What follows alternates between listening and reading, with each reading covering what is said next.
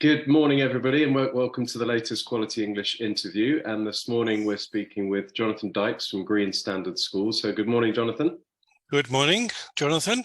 Great to see you. We're very pleased to be working with Green Standard Schools. We formed some form of corporate partnership between our two organisations because we very much respect what you're up to and what the standards mean and how it can improve our schools. So a few questions for you this morning.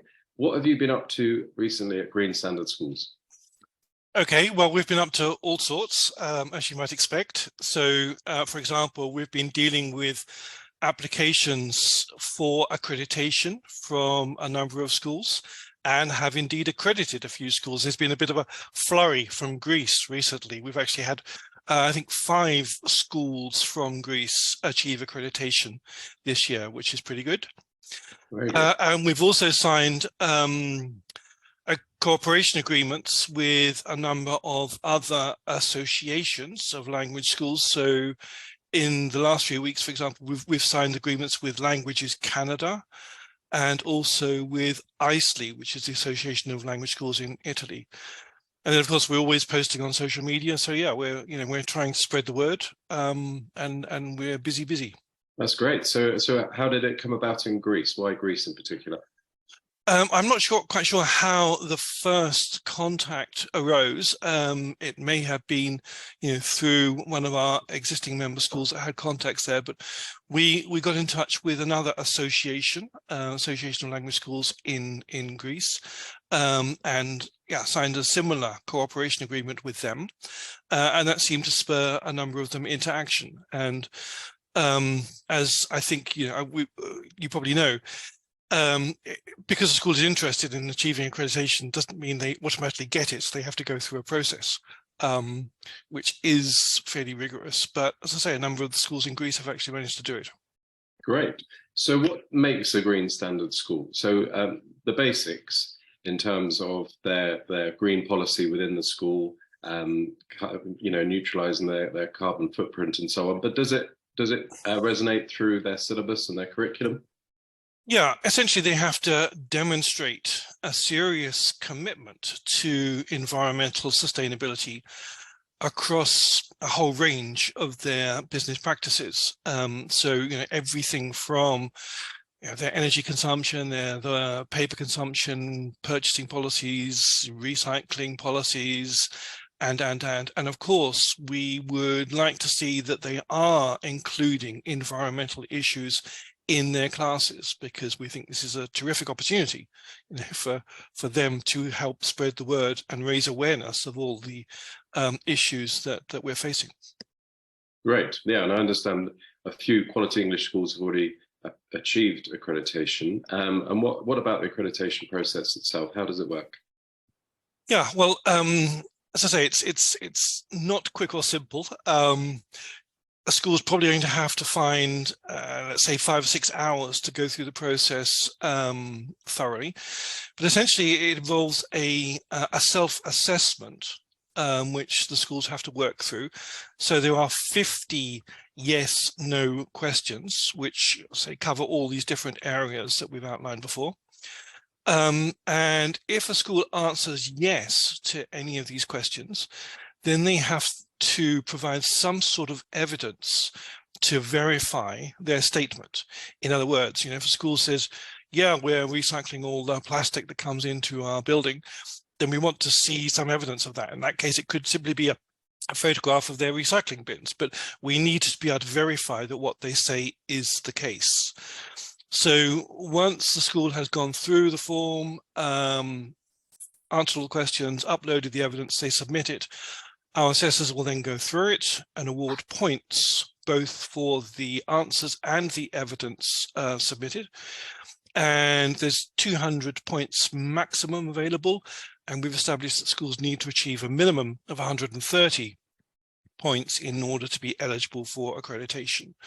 Okay. And probably a small majority of schools that submit applications don't make it the first time round, which is not entirely surprising, because although all schools are doing something, not that many schools have taken it really on board in a systematic way. So, but that's okay if they don't make it the first time. We'll provide feedback on how they're getting on and suggest ways in which they can improve. So then ideally, in a few months' time, once they've made some changes and can demonstrate that they've made the changes, they'll resubmit their self-assessment form and hopefully get above the minimum standard required the second time round. Right. So even the accreditation process itself is a very useful exercise for a school to kind of gauge where they are. Yeah, we'd like to think so. And it's completely free of charge as well. So it's like a free environmental audit we're offering people. So they just have to find the time to do it properly. Yeah, great. And how can being a Green Standard school help to promote the school itself, help to market it? Well, I think there are various ways that can happen. I mean, obviously, we would encourage schools to advertise the fact that they've achieved accreditation on their website and in their social media posts, and given that it is an important issue in the eyes of many people, I think the fact that schools can demonstrate that they've incorporated environmental sustainability as one of their core values, should strike a positive chord with many potential students. So I suppose that's the main way they can do it, but clearly Green Standard Schools, the association, will also do what we can to promote the fact that schools have achieved accreditation. So clearly all the accredited members feature on our website, they feature in our social media posts, and we're always planning things that we can do to help promote the schools, including, for example, talking to agents. At ISF in Berlin, for example, I was really surprised by the number of agents that came along and asked if they could have access to the list of accredited schools, because they're also interested in schools that have adopted these values. And is there a spin-off then for agents as well, the way that they operate? In terms of accrediting agents, you mean? Yeah.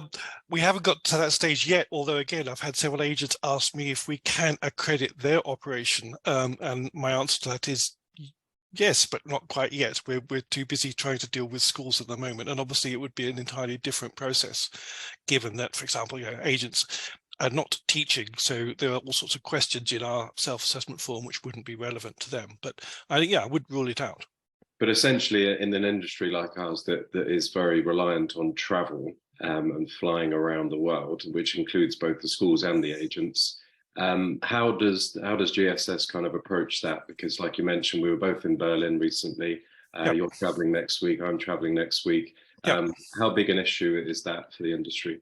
Yeah, well, it is clearly a very big issue for a lot of schools. I mean, not all the schools in our association are what we call study abroad schools that import students. So, for example, the schools in Greece we mentioned earlier are working almost exclusively with their local community. So in their case, no one's flying in to class. It's basically, getting on buses or bikes or whatever. But yeah, for the schools in the UK and Ireland and Canada and Australia, places, obviously travel is a big issue.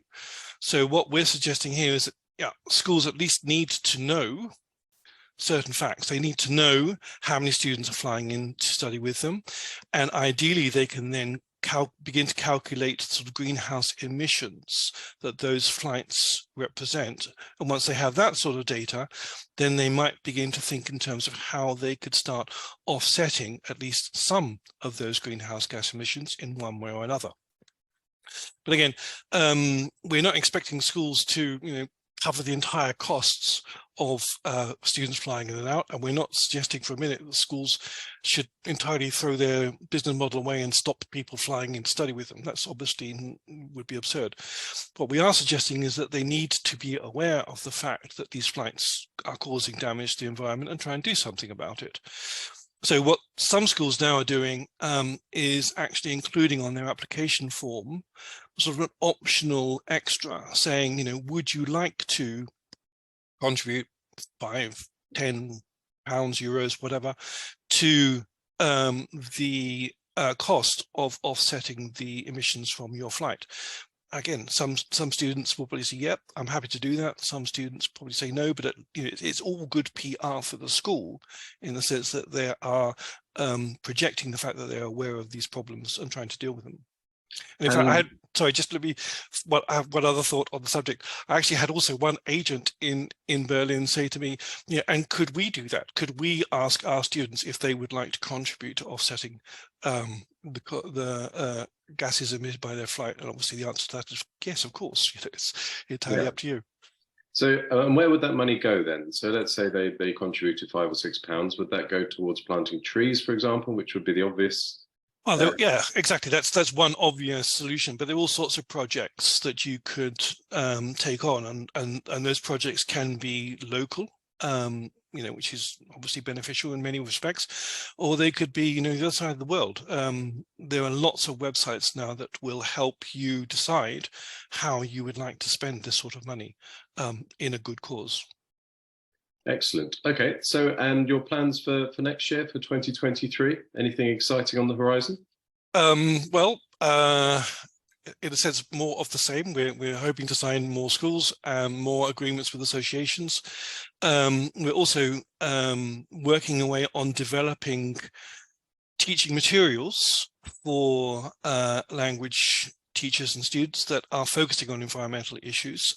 We actually got some Erasmus funding to help us do that. So we're working away developing pedagogical materials for students of English, French and Spanish this time around. So, that's one project we've got. And we're also going to try and find a useful way of developing a community for Green Standard Schools members, so they can share ideas, ask each other questions rather more easily than they can at the moment. Fantastic. Well, thank you very much, Jonathan. Anything that improves schools and raises their standards and their awareness of green issues is very much something that we believe in as well. So thank you, Jonathan, and we look forward to seeing you again soon. Yeah, thanks very much for the opportunity to talk. You're welcome. Bye-bye. Okay. Cheers.